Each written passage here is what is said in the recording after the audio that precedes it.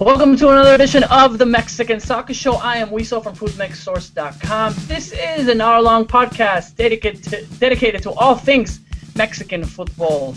Let's go ahead and meet tonight's experts from all around the country who will bring us insights, opinions, and all tonight's topics. How's it going, guys? Cesar and Naive tonight. I know we were scheduled to have Jason, but he couldn't make it at the end, so sorry to hear. I know kid is a little sick, couldn't come in, so hopefully he gets better. But who we have here tonight, Cesar from California and Naive from Houston. Cesar, how are you doing? Crazy weekend. I know you're a big Chivas fan. Probably the last, you're a little nerve-wracking in the first 60 minutes, but hey, they finally won. How are you? Oh, dude, I'm doing well, actually. I wrote an article about it, but I woke up Sunday morning, and I was, having, flashbacks of, the game, beforehand. I was, replaying Kubo's goals. So since then I've been in a great mood, man. And the Earthquakes won as well, but this isn't an MLS podcast, so we'll save that for a different day. Earthquakes and Chivas winning in the same weekend doesn't happen very often. No, it never does, man. Naive in Houston. Naive, how's it going, man? I know you were tweeting a lot, especially with the Europeos, Hector Herrera, Guardado, big weekend for them. How are you? Good, Wiso and Cesar. Good to be on the show. A busy week, especially what you just touched upon on Guardado's moment in Eindhoven. I think it's something that's going to be remembered for a long time. You don't see a tifo with the Mexican flag every day in Europe, and it happened on Sunday. A lot of stuff going on. U17 won in Honduras. Another Concacaf championship. They have 24 consecutive games that they are unbeaten. It kind of tells you a little bit about the U17 Mexico team. And there's a lot going on with other teams. And of course, we already know that the final of the Gold Cup will take place in Philadelphia. Yes. Kind of give us a little spot of what we're talking about. It's nice to have you on, Naive. Cool, good to have everyone here tonight. We'll focus on, obviously, Liga MX. Cubo Torres, what I keep hearing. Cubo Torres. Even some gringos. Cubo Torres is coming to Dallas. When is he coming to Dallas? I guess that's what we keep hearing a lot, but now he finally scored. We'll have the Kubo Hour, the Kubo Conundrum. We'll be talking about, obviously, Chivas and relegation's most important win for them for 3 years, I'm sure. We'll discuss the Descenso. We'll talk about Puebla or UDG. To see who's going down in the second division. And obviously, Guardado, just like Naive mentioned, finish it off with some Conchampions, some Europeos, some U17. It is a packed show here for an hour. Thank you to all of us who are joining us. Thank you to the people that are on, especially on our chat that we do have. Special thanks to Joel. Joel, but as we know, likes to talk, and he's on there right now. So I was already talking. Cesar, what are you drinking? Already questions going on in the chat. So if you're not on right now, if you're listening, get on the chat. We'll have a great discussion going on right now. Andres Villanueva, like always, a wolf in sheep's clothing is on here. Roberto Milan Ayala. Fun times at the chat. But let's go ahead and get started with the Mexican Soccer Show. All right, guys, like we mentioned, let's go on and talk about what the big news for the weekend is. Obviously, Cubo Torres scoring 2 goals. And what I'd like to bring up is obviously Chivas and how great they are doing. A little stat that I kind of heard, ever since he took it over, ever since the 17th week, Chivas has had, out of 12 games, has won 6, which we haven't seen in a very, very long time. Cubo Torres obviously coming in, and it looks like just the way that they win, a very dramatic way to win it. And I love the Twitter, how it just totally changes from, Chivas again, this is a horrible Chivas. They come back, and we have seen this before, getting 2 goals at the end, and in very, very important games. So I'll throw it out to you guys.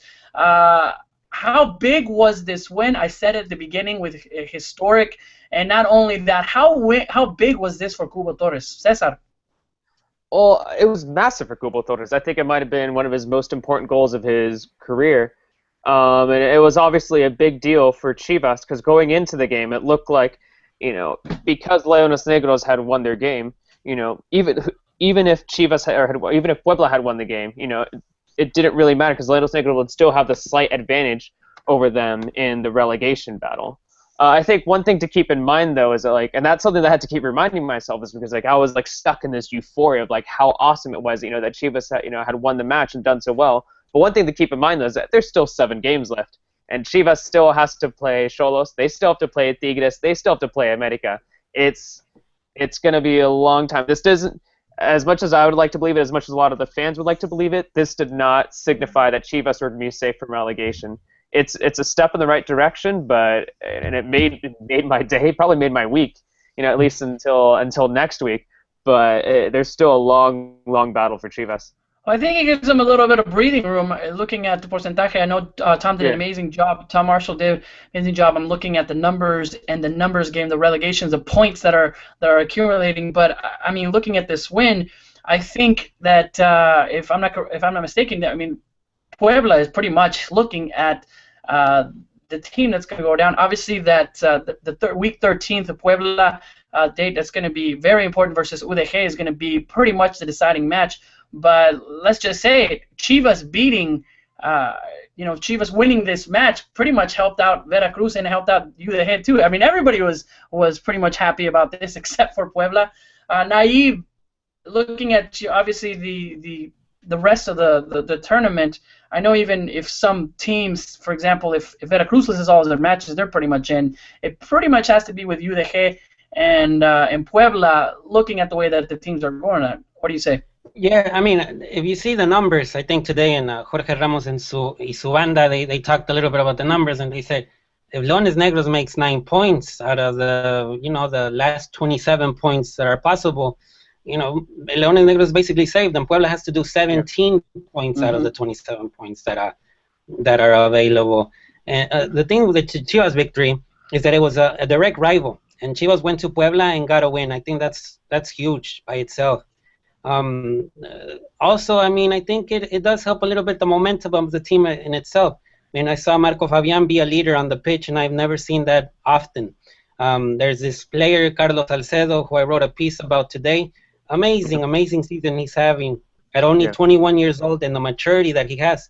I mean, that push that Jair Pereira had on Flavio Santos, Pereira has more experience in the league, and he did this bad mistake of pushing the Puebla attacker. Well, Salcedo at 21 hasn't had one of those mistakes, and it's important for Chivas to have a defender like him. The momentum. I do agree, though, with what Cesar said. Going to Estadio Caliente will be really difficult. I don't see a Liga MX team getting at least a tie in that stadium at the moment, and Chivas will definitely have a tough time over there. But I think on the momentum perspective, it was really, really helpful for Chivas to get the win in Puebla. No, definitely. Looking at this, let's talk about the actual team. I don't think I remember Bravo and celebrating. I mean, look at the goal. I mean, he was celebrating like it was a World Cup, especially with Chepo de la Torre jumping on him like crazy. He was pushing Chepo, and Chepo didn't know what to do because it was almost too aggressive, wasn't it? I was a little worried for a second there. But I mean, I don't blame him. Like, could you blame him? Maybe he was just like waking up, Chepo, like, dude, like, smile, do something, show some emotion. Like, why are you so reserved at this moment? Yeah. That just shows the frustration of the team, I think. That just shows, I mean, it was so needed that having Bravo, a guy that, I mean, just looking at it, I mean, that picture obviously with Kubo, it just looks like a totally different team that they needed. The fans are there. It's a very important win, like you just said, Naeem, at home, even though, I mean, it looked like it was a packed house for Chivas anyways. It looked like they were at home. They still had to travel. And Puebla has done really well in that stadium. It's the Lobos Buap Stadium because they're not playing at the Cuauhtemoc. But I think it was very, very important. I can't think of a better win in the last 3 years for Chivas. And I mean, they're there. They beat the team that they needed to beat, and they did it in a style where it looked like they were unbeaten, even though it was a little unfortunate. They were down 1-0, especially with that penalty kick, which I think it was deserved. But at the same time, 1-0, which I don't think that they should have with the possession that they had.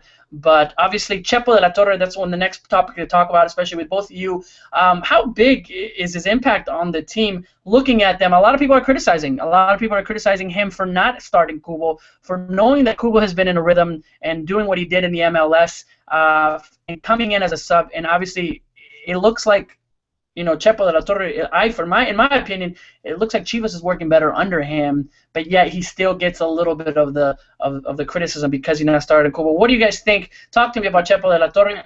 Do you like what he's doing? I think he deserves the criticism, to be honest. I think the last game he did what he needed to do, and I think there's been in the most recent games, past like 2 or 3 games, he has given in a little bit and like allowed the team to attack a little bit more. But I think overall in the season, it's been pretty poor from him. And I think the first 5 or 6, like 7 matches, he's been way too reserved. But but he's getting them to win. Nobody's winning. I mean, they're winning. They're in 4th place right now. Yeah, no, I know, but that's just because because he's actually given in and allowed the team to attack recently. He's let Raul Lopez like go up, and he's allowed him to like pressure. He's let in Ponce go up and pressure as well. And I think hopefully little by little he's learning this lesson that not only does he need to continue applying this attacking pressure, but he should also start a player like Kubo, because it seemed like for weeks that sometimes when Bravo has been doing what he needs to do up top, it seemed like the most obvious answer was Kubo.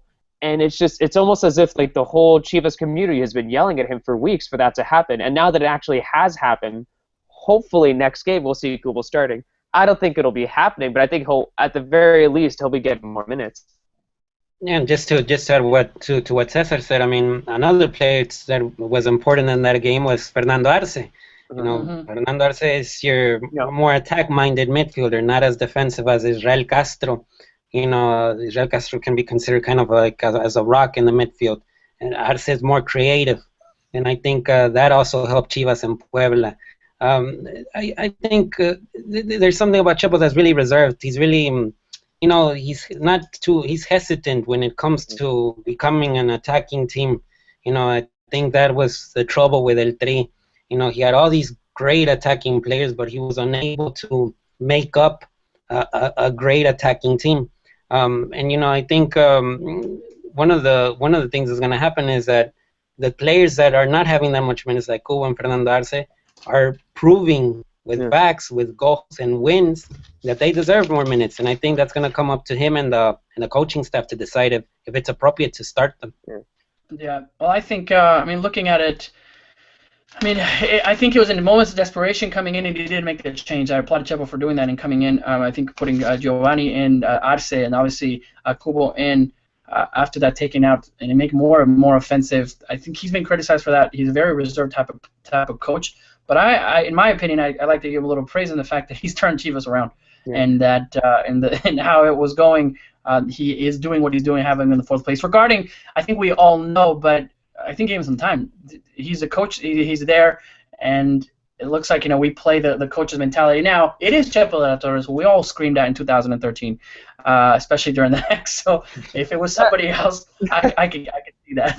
No, that's I think that's a good point as well. Like as soon as he came into Chivas, it wasn't with a positive light. As soon as he came into Chivas, there is already worries. There is already kind of this negative kind of connotations with the guy, just because of what he represented for El Tri, and you just immediately think of the word Chepo, and like even like just bring up the word Chepo doesn't really signify or like bring up any good feelings, does it? So like maybe we are being a little harsh on him, but at the same time I haven't really agreed with anything he's really done this season other than the past couple of games, some of those subs that he's made.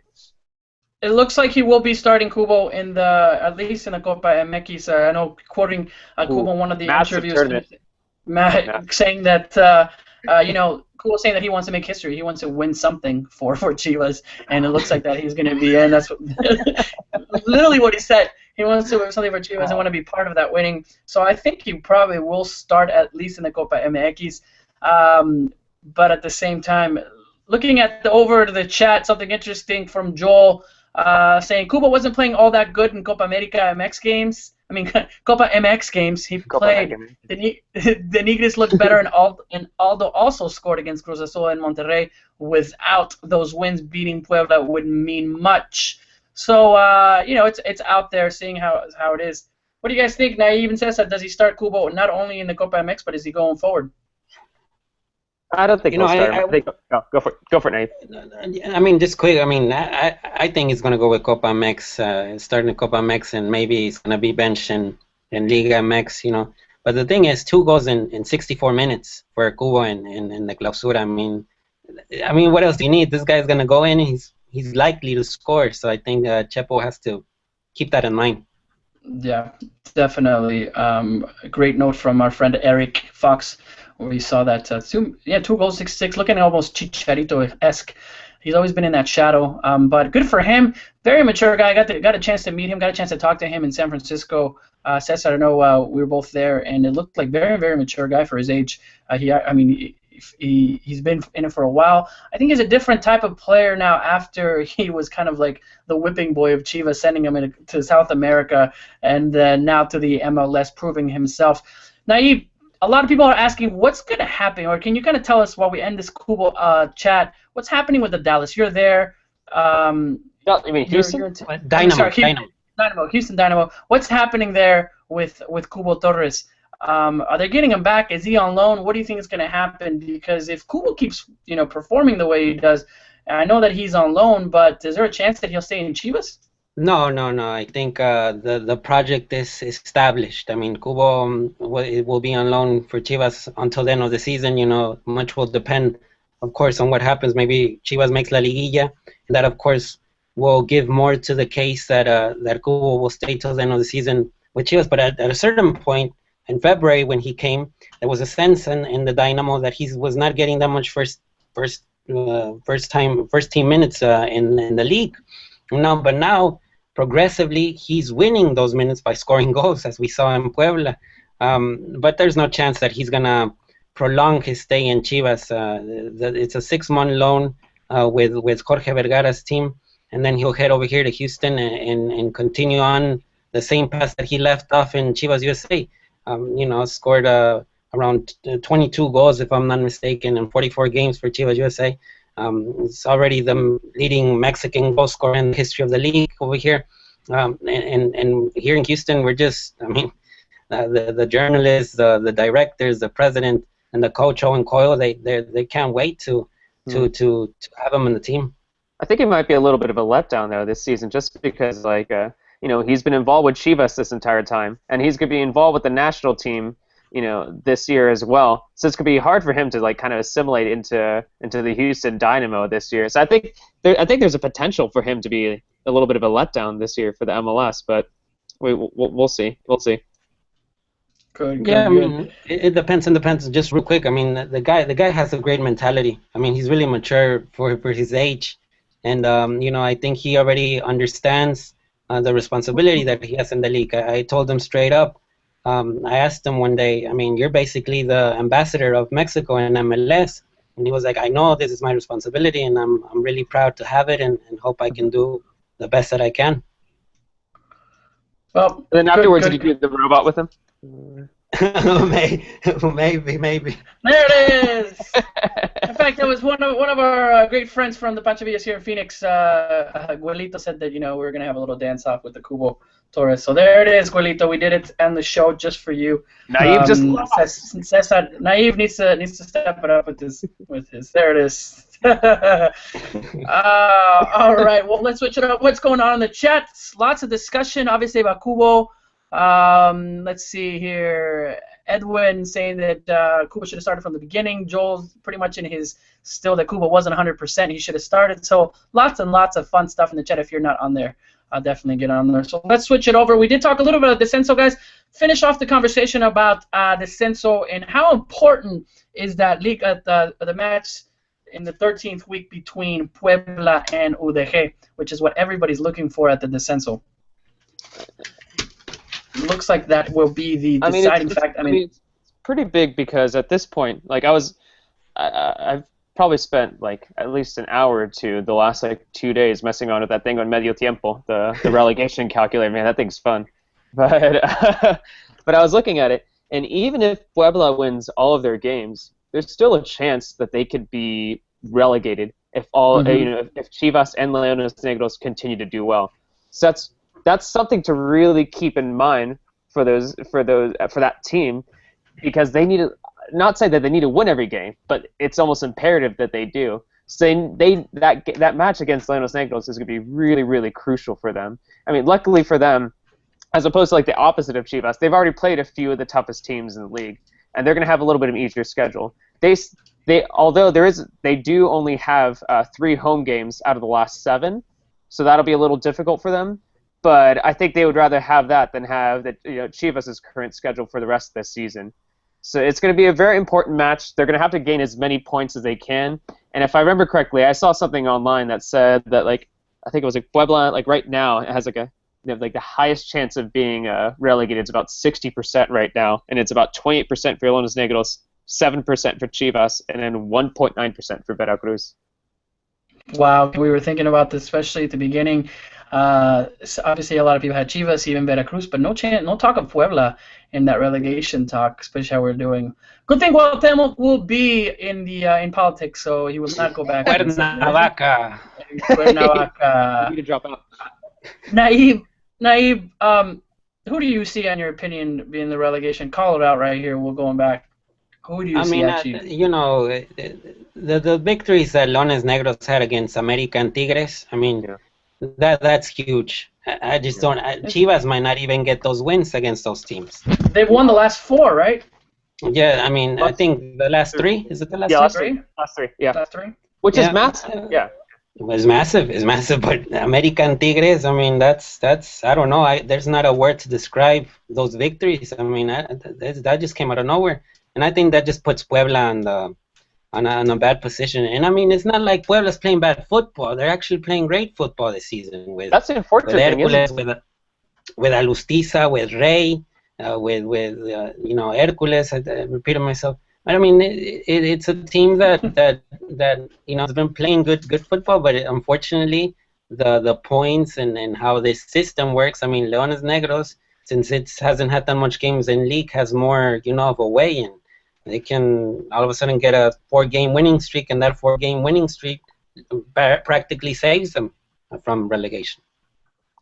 Yeah, and it is like, I mean, just all the relegation teams are doing pretty. I mean, like Veracruz is in 2nd place, Chivas is in 4th, Puebla is in 7th, and even Leones Negros they're in 10th place. So they could easily push for a spot in the top 8. I mean, it's all procrastination right now. That's what these teams are doing. There's a lot of motivation. So the battle's going to get more and more interesting. But yeah, I think it's going to come down to Puebla or Chivas. And right now, I don't know. I think I favor Puebla a little bit more to going down. Can a team win this season and get relegated? I mean, I thought the ruling was that as soon as you were relegated, you can't take part in the playoffs. That was just my question. I was thinking about that right now. So even if so even if, let's just say, Puebla makes it into the Liguilla and for some reason they get relegated, like you're saying, they can't go into it, so that means the 9th spot will take it? I thought this happened to Tigres, didn't it, in like the 90s? I'm not sure. This might just be me making things up. All right. I might be making the historians will come in. Anybody on the chat, please research that right now. What would happen if the relegated team makes it to the playoffs? Can they do that? I know there's some people that are listening that will probably give us that answer to the historians that are on there. That's my guess. Is that, like, I'm pretty sure it was Tigres was they were either the last team or they were like the first team that like, and they like made that rule because of that. But I don't know. I'm 12 years old, so I'm not sure. So. all right. Good. Get a little shout out to Mr. Tom Marshall, who couldn't join us today. Also Jason, and also Johnny.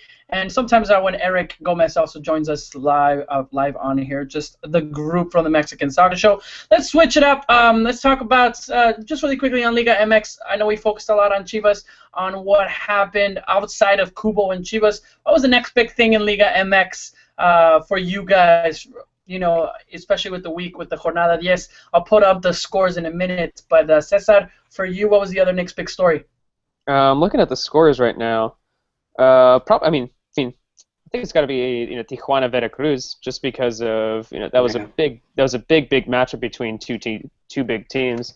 And I think the thing that stood out the most was Tijuana and how they stood up, and it wasn't just a couple of players. It feels like it's just the whole team that's just been taking control of the league. You have Güemes, you have even Cirilo Salcedo, and goal has been fantastic. You have Auche, Moreno, both Morenos actually on that. They helped each other out for that first goal. Dido has been fantastic. I think that was what really stood out. Just Tijuana is really the team to beat this season, and they're looking a level above all of the other squads right now. And I was wondering whether Veracruz would be able to hold him, because beforehand Veracruz had only allowed 4 goals, the entire season. They'd only allowed 4, and that was the best defensive league. And Tijuana scored 3. They almost double the amount that they've allowed, all year. So it's really impressive to see what Tijuana is doing right now. Naib, for you, the weekend, another surprise, or the story of the weekend outside of the Chivas and Kubo? I mean, I think I really enjoyed the Cholos game. I mean, I think I like picking up little points. For example, Chiapas lost a home game after like a year of having an undefeated streak at home against Pumas. Yeah, yeah. It was March 1st to 2014. That was the last time they lost at home against León, actually. Yeah, and then with León, Chapito Montes scored a goal in the 2-2 tie against Cruz Azul. That's huge for him. Another story is that America won 1-0, and what I take from that game is what Caixinha said in the press conference. He said that he's getting tired of practicing with the club, the plays and everything during the week, and then when the game comes, nothing happens. I mean, there seems to be a little bit of a tension there between what the coach wants and what the player wants. And in Santos, they love Caixinha. Today, Marchesin, the goalkeeper, said that he's the best coach he's ever had since he became a player. And Marchesin is a new player, to Liga MX. But it's a little bit tough over there in Santos right now. Especially since they won, I think it was like 3 or 4 games that they had. They won 3 or 4 games in a row. And it was surprising because we were all talking about, it's like, well, Santos has to rebuild. They lost a lot of crucial players. Let's see what happens this season. And they won 3 or 4 in a row. And then immediately afterwards, now they're on I think it's 4 or 5 games that they have gone without winning. So you could sense that a team would feel really, really frustrated after going through those 2 different runs. Yeah, and the strikers don't score. Yeah, the strikers. Yeah, it's Pulpo right now who's been carrying them.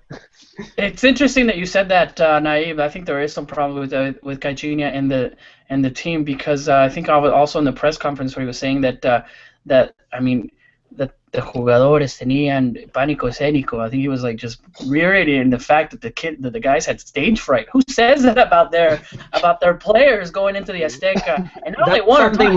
Mourinho would say.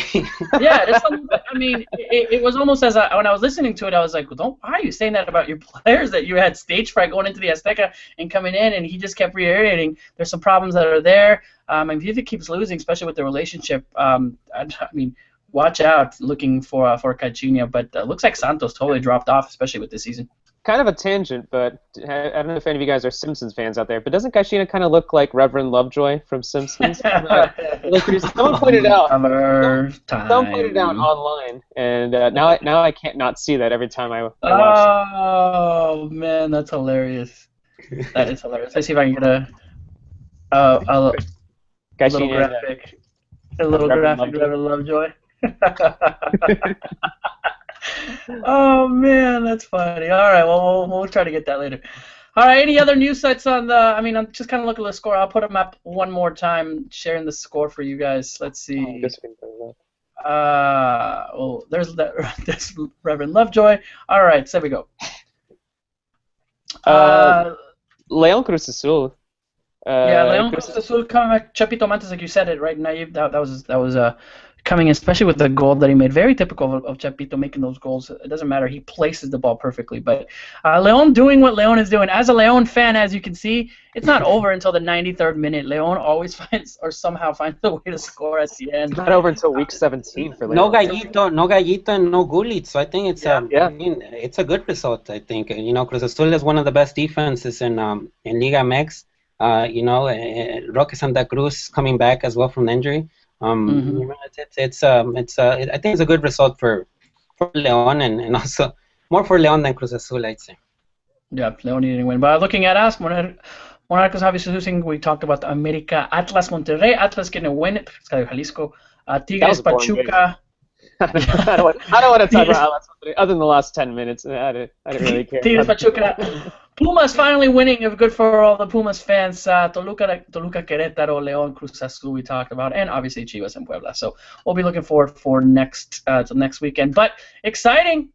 Very, very exciting. I think the relegation talk. I mean, we keep hearing how Liga MX just loves to make money, doesn't make Liga MX football. But I can't remember. I mean, last 4 weeks is just you're sitting there glued to every little. You have 4 teams that are fighting for the relegation. You have the top teams. You still have your team.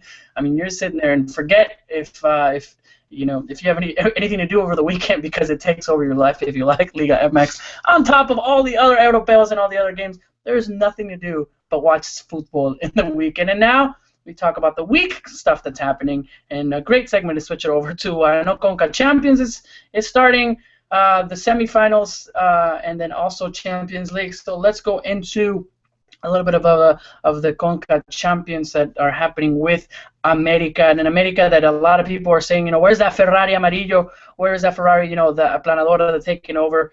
We haven't seen that in the Liga MX for sure. But now they're facing Herediano, one of probably the 3rd best team in Costa Rica.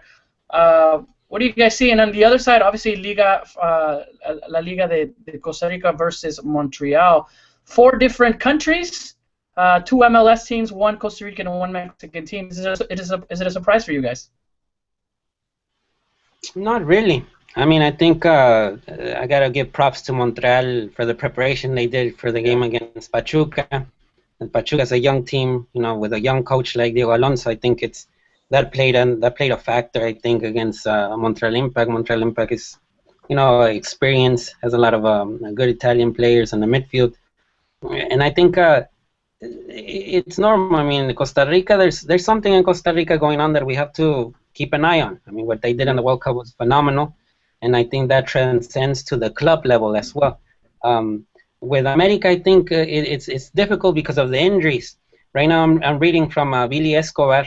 He's saying that Moises Muñoz, Oribe Peralta, Pellerano, and Pipa Benedetto will not be available for the game against Herediano in Costa Rica. So that's a big blow for America. Not having Moises, not having Peralta, not having Pellerano, not having Benedetto. Benedetto was the best forward for America up until now. So, I mean, I think it's still the injuries are bothering the team. But they got Edwin Quintero, who costs so much money and is still not doing that much. I mean, huge would be. I mean, we didn't see Benedetto, and there in the Saprissa game, I think the Moises Muñoz is probably the. I think it's going to cost. I mean, a lot, especially Muñoz is coming in. He's been pretty massive. I think sometimes I don't think people talk enough about Moises Muñoz. I think he's had a great season for America, and I think he's actually saved them on numerous occasions. And going back to the Herediano game, I'm pretty sure Herediano they haven't lost a game at home yet in this in the Concacaf Champions League. So it's gonna be a pretty big test for America to go down there.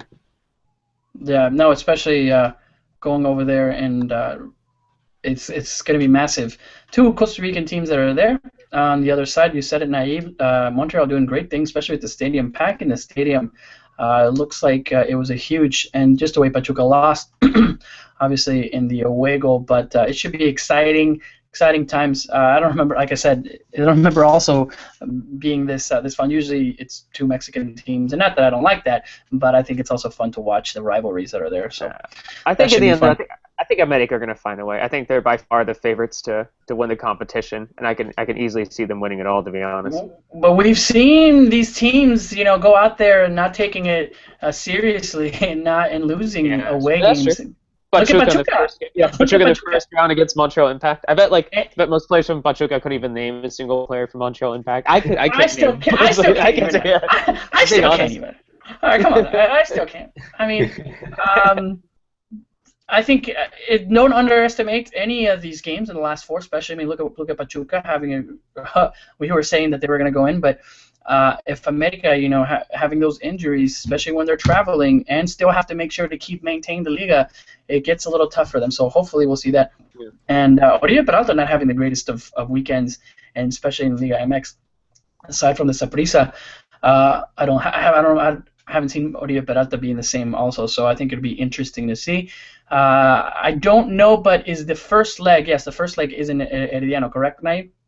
Yeah, it's in Costa Rica. In Costa Rica. Yeah. All right. So all Artico's friends will make sure that we'll keep talking about the game. Switch it over on Liga MX. Anything else, guys, for Liga MX? Kind of keeping it local, not going overseas yet, so we can keep it. or Conchampions. Pretty much, I think we're good in covering the main topics. Yeah, I don't really have anything too interesting there. Just yeah, the only thing I mean, Pumas finally getting a win. No Mexican goal scorers in the league other than Oribe. Yeah. I know Kubo is now in the top 5, right? Woo! There we go, 2. All it took was like 20 minutes for him to be in the top 5. If Luis Montes scores in the next game, he's in the top 5. Lovely, but that's normal. Yeah. Very normal. All right, guys, let's switch it over. Let's go over overseas. Let's go talk about Guardado. Naive, tell us. You hear a lot. You were in Europe. You work there. You live there. Tell us how huge it is when you see such homenajes, the mosaico that they did for him. In your expertise, does this ever happen? No. I think there's some good moments that Rafa had at Barcelona. There's some good moments that Hugo Sanchez had at Bernabeu. When he was in his prime over there with Real Madrid. But what Guardado received in Netherlands, out of all the places after the no era penal stuff and whatsoever, he receives it in the Netherlands with Eindhoven. Let's not forget that Massa Rodriguez played in Eindhoven, that Carlos Salcido played in Eindhoven. Uh-huh. And Guardado has been able to, attract all of the fans. By the way he plays, he plays attractive football in the midfield. He's really smart with the ball. He's not the fast winger that we saw growing up. In Atlas, he's more slow pace now of a player, more pause in his game, and that's why in Eindhoven they adore him. All of this began because of the rumor that supposedly he might leave Eindhoven after this season, and it could happen. Eindhoven has to give a good sum of money to Valencia to buy his transfer clause, and I think there will be other clubs in Europe that are all of a sudden attracted to the idea of having a player like Guardado in the midfield. As a left-footed, really smart on the ball, like I said in the beginning, and definitely his cost has elevated after the World Cup he had in Brazil. He was one of El Tri's best players. And I think, in the Gold Cup, if El Tri goes all the way and he has a great, showing, especially in the semifinals and in the final of the Gold Cup, there will be more teams following him. And Eindhoven and PSV is really close to winning the title as well. Cesar, I don't know if you want to add something. Yeah, there's something to consider too. When it's not like he's in his 30s. He's 28 and he has over 100 international caps. There's not a lot of players who can say that. And you look at his resume, and it's very, very impressive. And it's not too surprising when you see the fans coming out and asking for him, to say on the banner said, on this, your golden Mexican eagle. Yeah. Andrés Guardado, nuestra águila de oro mexicana, tiene que estar en el PSV Eindhoven, saying, obviously he's our golden eagle and he needs to stay. He needs to be in the PSV Eindhoven, as you can see the graphic right there. Sorry. Yeah, and at the end, no worries. And at the end, afterwards, it says your house, our house is your house, Andrés. Oh. It's very nice.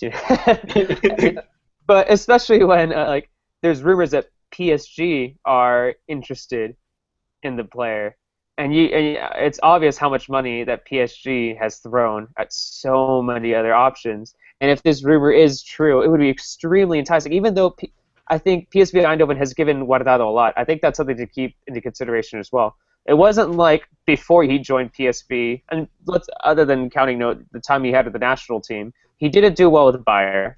He was kind of inconsistent on and off, maybe not play the right position with Valencia. So PSV Eindhoven has given him so much, and it's going to be really hard for him if he does actually move to a different club, especially just seeing that, how much the fans do generally love him. Except I do see 2 eagles, and that's a little improper. I don't know. Maybe he should have joined because there's 2 eagles in that flag. But no, I think you said it, Cesar. Especially with looking over the images right now. This doesn't come from the fans. It's not like 1,000 fans come together and says, "Hey guys, we're going to do this." I think it also comes from the clubs. It comes to the supporter, and I think the clubs are part of this, saying, "Hey, you know what? We're here looking at the rumors." And you said it, Cesar. Guardado hasn't had the greatest of time. We were almost thinking that Guardado wasn't going to go to the World Cup, and if it wasn't for for Piojo kind of looking at that, because he wasn't getting those minutes in Bayer Leverkusen. We were almost thinking that he was hurt.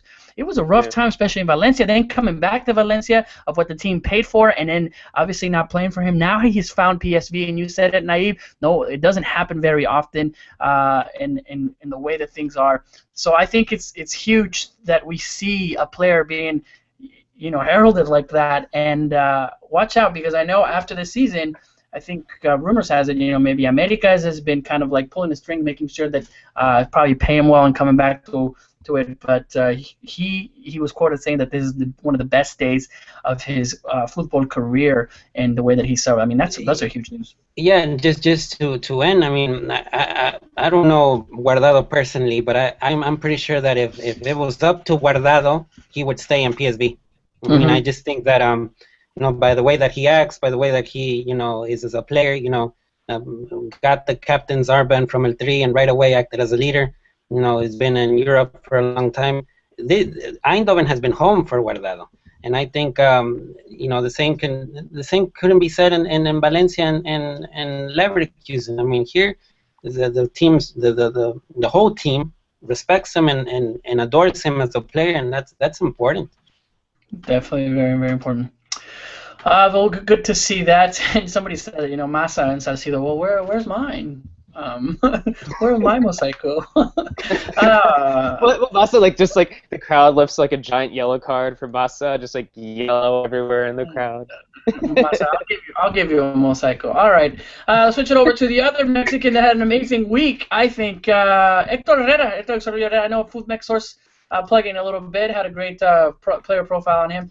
But Naive and Cesar, Héctor Herrera, this kid, I mean, he is the real deal from what he's seen. I got to watch his game, and it's just, even if he doesn't score in the game, he's the best player on the field and in that level.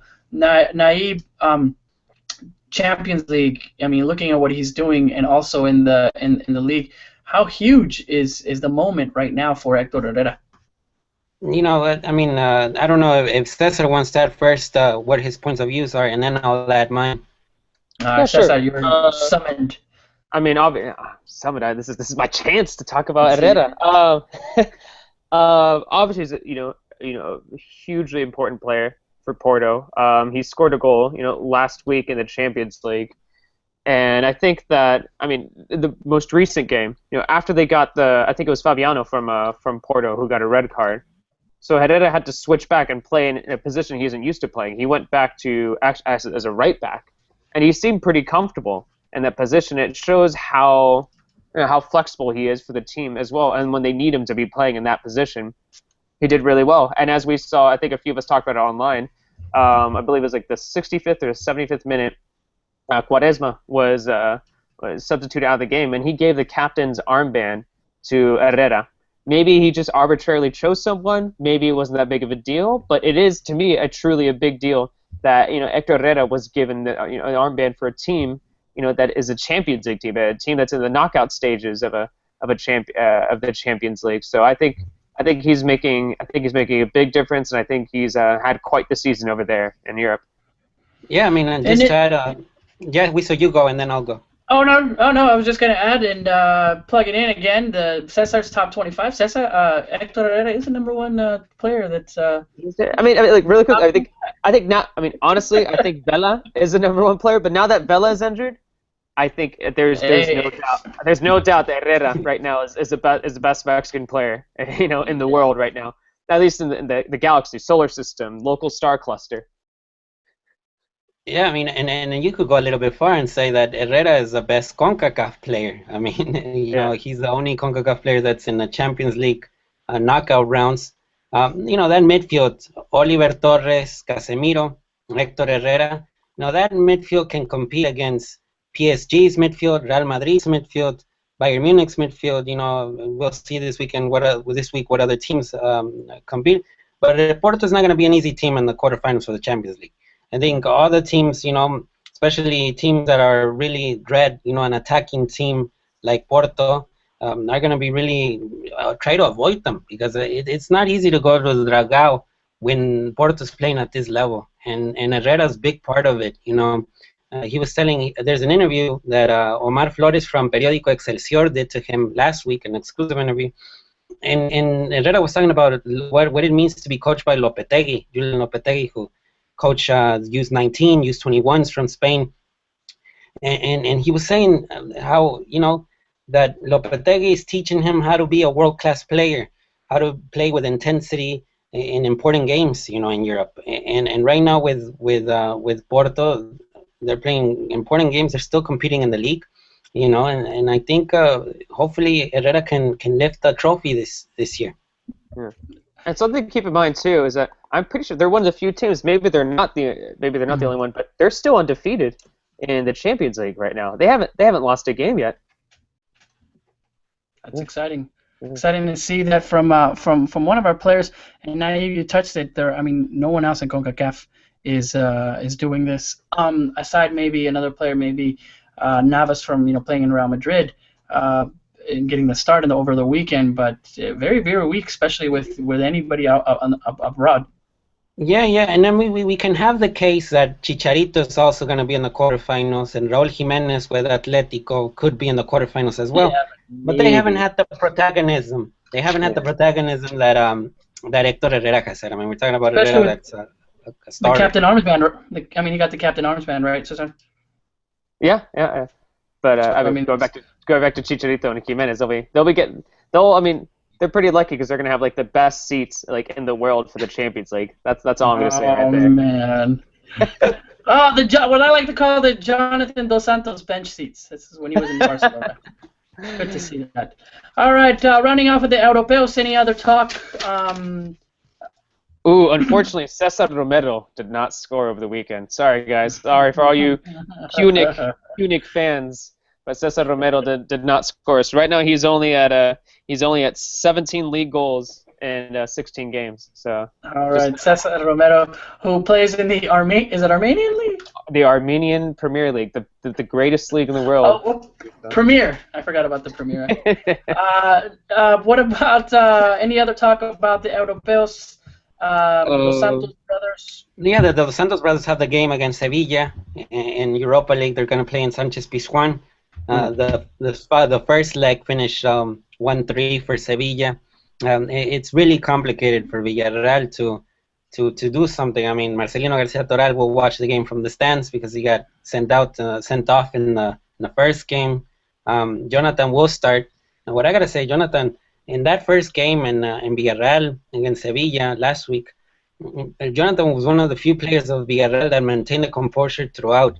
And if I had to pick three, it was Jonathan, the goalkeeper Sergio Asenjo, who might actually get called up by the Spanish national team this week by Vicente del Bosque, and then Luciano Vieto. I mean, the Argentinian, that kid is something else.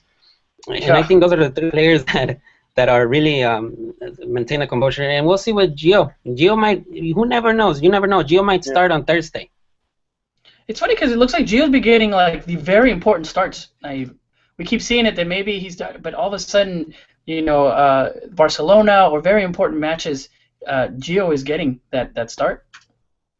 Yeah. I mean, the thing with Gio is that he picked up a muscle injury just a couple just basically a week ago, which prevented him from playing on Thursday against Sevilla. He wasn't even on the call-up.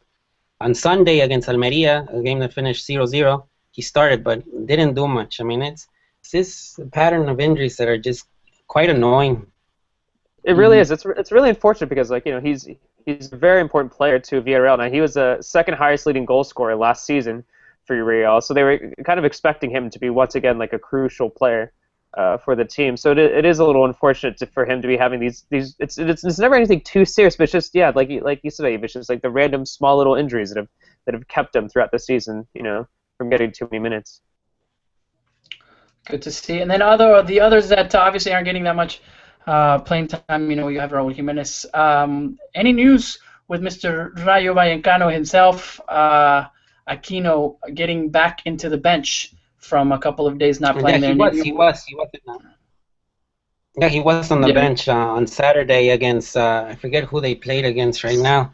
I know Rayo Vallecano won the game, but he was on the bench. He didn't get minutes. And Layun as well, Cesar. What was the situation with Layun? Yeah, with Layun, that's a strange situation. I don't know what the reasoning is, but just he has been getting a big amount of minutes, and you can actually see if you look at his stats for the past 6 or 7 games, he's progressively getting less and less time. Granted, last game he did actually get about 32 minutes, which was good, but I believe it was it might have been 1 or 2 games beforehand, he didn't get any time at all whatsoever, which is pretty bad because right now Watford is slowly making their way up their championship table. Right now, Watford is the ridiculousness that the English championship league is. They're in a 3-way tie for first place right now, and that's the second place has, I believe, 67 points, and third place is 66 points. So like the top 5 teams are all within 5 points of each other, which is kind of ridiculous.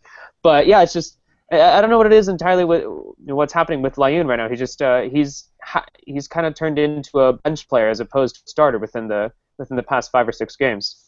Yeah, and it looks like it's just kind of slow. It wasn't from one game to the other. He was there. He was.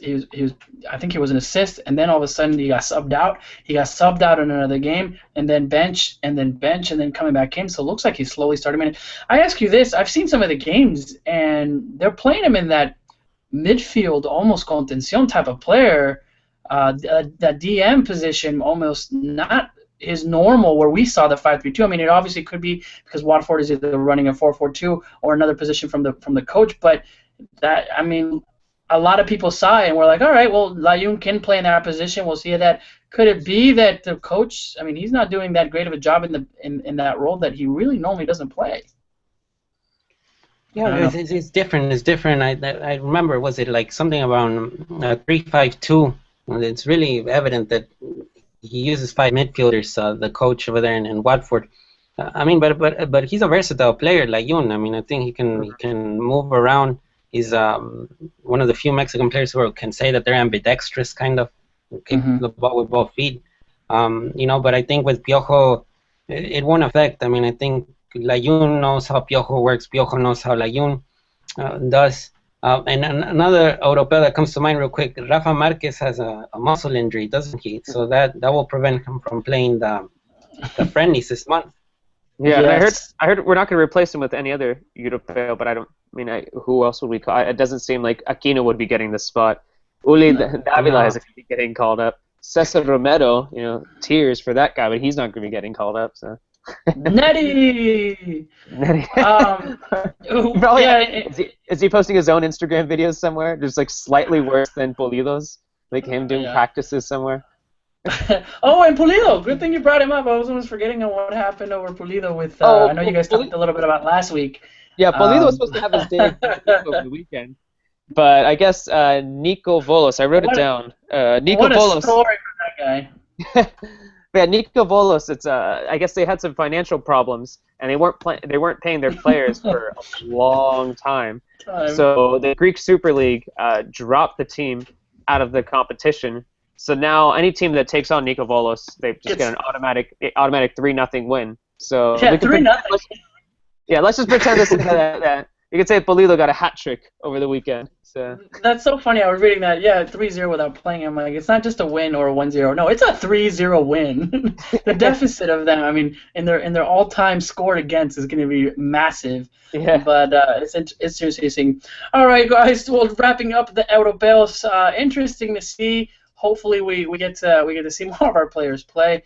Chicharito are getting some minutes in some of the games, but we'll see where he's going from. Looking at the chats, Roberto Milan, Ayala, Jimenez might get a chance the next league game. I think Mandzukic might be out due to too many yellows. He'll probably still start on the bench behind Torres.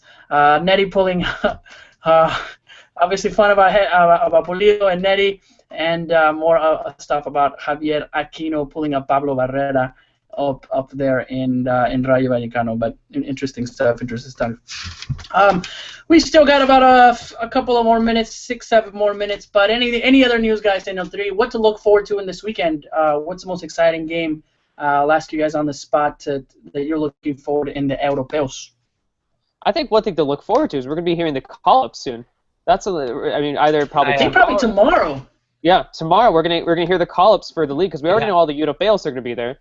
But now, there's been a lot of, theories about which Liga MX players are going to be called up. So we'll probably be seeing that tomorrow. Probably, I highly doubt we'll see them on Wednesday, but there's a chance that we see them on Wednesday. But I think, tomorrow. Be ready for that.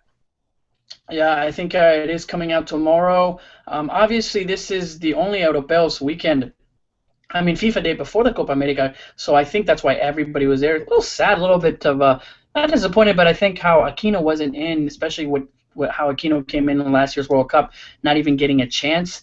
But at the same time, there's only so many spots that they can give this, so I think it'll be exciting. Talk a little bit about El Tri really quick. El Tri Mayor, looking at the Gold Cup, as you said it. Tomorrow we'll hear the league, but before that, let's talk just a little bit about the Gold Cup. I know that it was announced during the press conference last Thursday from Concacaf, if some of you were tuned in. The final will be in the city of brotherly love in Philadelphia. I've seen a lot of East Coast, where a lot of East Coast venues, not so many West Coast like we've seen. That's the trend. I guess that makes sense, though. They already have, if they're going to be, a lot of these fans, I'm guessing a significant amount of fans for the Gold Cup are probably Mexican fans, and they already have a lot of Mexican fans in the Southwest. So why not try to expand to the, to the Northeast and to the East Coast and see if they can get some of those fans that they typically don't get, for the other matches that Mexico they'll tend to have, like friendly wise, in the Southwest and West. Yeah. Definitely, but I was a little bit surprised, especially looking at them. I guess it's because obviously the MLS, with the new expansion teams and looking at that and how it is in the East Coast, it's coming up, and like teams like the New York City FC, and looking at and having more of the venues in those smaller stadiums, which is good for the CONCACAF, not good for making a lot of money, because you can pack them if you put them in there. But looking at the schedule for Mexico, I think it goes Chicago, Phoenix, Charlotte, and Cuba, Guatemala, and then Trinidad and Tobago, if I'm not mistaken. But easy first round. I'll say it to you guys, I don't remember CONCACAF being this weak, looking at the way that it is. And obviously, I think we should be able to win this, even if, I know I don't want to put too many, put my foot in my mouth, but the U.S. doesn't have that great of a team, I don't think, and Costa Rica's having some problems with their coaches. Looking at the draw that we had, we're not going to face Costa Rica because of it. I thought we did, but it looked like it changed. We're not going to face them if they win their group, and if the U.S. wins their group, they're going to see each other in the semifinals. So we're going to be seeing a final versus hopefully the U.S. Mexico again, and on the way there, stopping in New York, and then finally getting to the final. I mean, that's what the tournament's kind of made for, right? Just like a U.S.-Mexico final almost every time. Yeah. But even then, the U.S. has it tough. I mean, they have Panama, and they're likely going to have Honduras. Honduras has Pinto. Brutal. Pinto is a supposed genius that led Costa Rica to the quarterfinals in the World Cup. Yeah, but it's Honduras. I know, but Honduras, you never know. They got some players that can. Name one player, because I could not think of any really good players on Honduras. I can only think of 3 or 4. Is it Boniek Garcia in Honduras? Yeah, Boniek, Luis Garrido, Alex Lopez, El Muma Bermudez. I was trying to sit there and look for how many players. I really didn't think have any, but you said it. The U.S. And I don't see him being that great of a team right now. Struggling. They do have all their players. One thing for them is that they do have all their players here. All their good players. That's true. They have a lot of German Americans over there. I think one of them is Johnson. Yedlin is also Yedlin is in Tottenham, but he really doesn't play. I haven't seen him much. And Brooks, and then there's another one. But I think one thing that I want to put there, I think the Gold Cup is a good moment for El Tri to kind of mark its territory and win the respect that it kind of lost in the hexagonal in the last one. Because El Tri went to the World Cup out of lucky chance, basically. 4th place in CONCACAF, that, even if it's tough to visit the teams, but that just shouldn't happen. El Tri should be 1st or 2nd, no matter what. And I think it's important to recuperate that respect in the Confederation. Definitely, well said. Other than that, any other news with El Tri? We should be seeing the list tomorrow. I'm expecting, Jürgen Damm. I'm expecting, the probably the León mid, looking maybe at Luis Montes. We'll hopefully see that. And even Luis Montes is ready. I'm sorry, Gallito Vasquez. I'm Oh, sorry. I was gonna say, Vasquez. I'm not ready. Sorry. I love Luis Montes, but I'm not ready for him to come back just yet. No, Gallito Vasquez coming in. Looking at Oribe Peralta, I think even though he's losing some form, but any new first-time call-ups you guys think might be able to get it? Shaka Rodriguez. Yeah. Chaka, Jesus Dueñas for Tigres. I think he's gonna be there. I think when you see the color for Piojo, he usually calls 4 forwards. I think those 4 forwards are gonna be Giovanni, Oribe, Raúl, and Chicharito. So that basically takes those out, and now think about midfielders, think about defenders, and also point out that the U23 is playing a friendly March 29th in Brazil against Brazil's U23.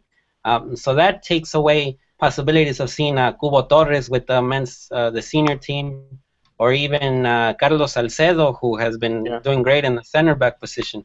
So I mean, those players are basically out of the possibility to be in Piojo's call-up. Yeah. Interesting. You didn't put that together. Did that come out today? Hey? That has been kind of down on the radar. I mean, I think the first one to take it out was Jesus Hernandez from La Afición, and today Iván Cañeda from ESPN.com in Mexico took out a little bit more about the games, but it has been really down low, as has also been the fact that the U20 with Sergio Almaguer will go on a European tour during this month, towards the end of the month, and in that U20 team, the one name that stands out, from the typical, the Chukis, the Eric Gutierrez, the Eric Aguirre from Morelia, a new name is Orbelín Pineda, who's been playing great football with Querétaro. He's been getting regular minutes. He's only 20 years old, I think. I'm glad. 18. Yeah, I'm glad you brought him up, because I feel like no one ever talks about him all whatsoever. But he definitely has been under the radar, and he's a really young kid. He actually has been getting regular minutes. Yeah, and then also Raúl Gudiño, who's in Porto, and Diego Gama, who's in Atlético de Madrid. Those two will join this group of players. I think there's like 27 players that will make the trip to Europe. I saw that list. Thank you for tweeting it out, Naib, on your Twitter. And looking at, good to see Diego Gama, especially, kids coming from Chivas. I think Pachuca too, right? I think Diego Gama. Interesting to see that those players are getting there and having that time. Just a development. I was talking to somebody about the U17s after we won in Concacaf, and I know we have getting ready to leave, but being that Mexico's doing amazing stuff with the youth level, making sure that they're going on these month-long preparations. Especially, I think they're taking what they did with Oro in the 2012 with the gold, the gold medal, and how much they make sure that the synergy is there between the team and how they're going to be able to overcome obstacles. And I think that's what's happening with the youth team. So I think it's awesome to see that. How are the teams having that? Some of their little star, forwards and defenders and midfielders that are leaving for all these youth tournaments. They're going to take away some players for them. It'll be interesting to see Pachuca's reaction. Yeah, but as Cesar said outside when we were talking before, who cares? Pachuca's not going to get relegated. Yeah, they'll be fine. So. They're not going to get relegated. They're going to have to hope for everybody, all the other relegation teams to win all of their games. They're going to have to lose all of theirs. That's the only way. I think. I don't even think that's possible. I was messing with the calculator. I think if Pachuca literally wins just 1 or 2 games, it's impossible for them to get relegated. Fun stuff. All right, guys. Well, I know we're already over time, and anything else for the bit of the conversation, for better the conversation in the show that we didn't get to talk to today? I think we did everything. We talked about everything we had. I think Copa MX tomorrow. Monterrey Torre Caminos. The winner is going to play Puebla, so it's going to be Puebla versus the winner of that, and then it's the winner of that. And then it's going to be Chivas Chiapas, the massive Copa MX happening. Hey, I think it's interesting that Chivas is there, and hopefully they get that win. I think it'll be good for Chivas. Coming back. Can the team that wins the Copa MX get relegated? Is another question that I have. Nice. All right, guys. Well, I think we're out of time. Thank you so much, Cesar. Especially, I want to thank you for taking over last week. I know that I got a little sick. I sent a little message that said I sounded like Perro Bermudez that is dying. I don't know if you got that reference. Yeah, I could not speak at all. I lost my voice, and it was crazy. So thank you so much, Naive. Always thank you for joining on. Thank you for all your knowledge. And if catch you guys on Twitter, I'll make a plug right now. Cesar writes for ESPN FC. You'll see him. He also has his Tumblr. You still have the Tumblr blog, right, Cesar? The Big Verde? No, I Big Verde? haven't been running the Big Verde anymore. I'm sorry. Big Verde, man. It was fun times. Big Verde doesn't pay me anymore.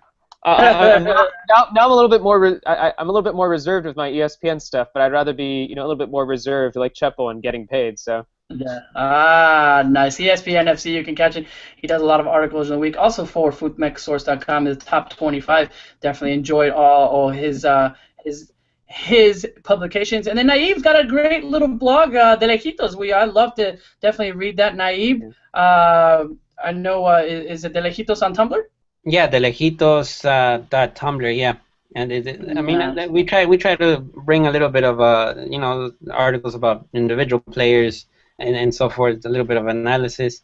The recent article that I put is Carlos Salcedo. Everybody check it out. Yeah, so it should be it's a good one, and I'll talk a little bit about the maturity that he shows. Played in Real Salt Lake last year, and now in Chivas, and all this complication that it is to be in Chivas and succeed. It's a pretty remarkable story with Salcedo. Nice. Well, good to see that. Hey, obviously, a little plug for FootMechSource.com. We try to get all the news out there. Definitely on Twitter. Have a lot of followers out there. So make sure if you're part of the Mexican Soccer Show community, follow us. Follow me at Wiso Vasquez with 2 Z's. And this has been the Mexican Soccer Show. Hopefully you guys enjoyed it. Please share it with everyone. We need to get this out there. We'd love to keep doing this, and we are doing it just for the fun. But at times it gets a little hard. Give us that motivation. Maybe an RT here and there or something like that. But I know that you guys definitely do enjoy it. I did hear a quote today. Did see a quote today on the YouTube that it said it was better than Fútbol Picante. I don't know. That's not for me. That's somebody out there. But hey, that's good compliments. That was good compliments. I'm gonna put that on my resume. We got Jorge Calvo from Univision Deportes that watches us every week. So a shout out to Jorge Calvo. Muchas gracias, Jorge. There you go. There we go. Well, guys, this has been another edition of the Mexican Soccer Show. We'll see you guys next Monday. We're looking at the same time, same bad channel, and we'll be here. Watch out for those links. Thank you so much to all of you on the chat. We will talk to you next week.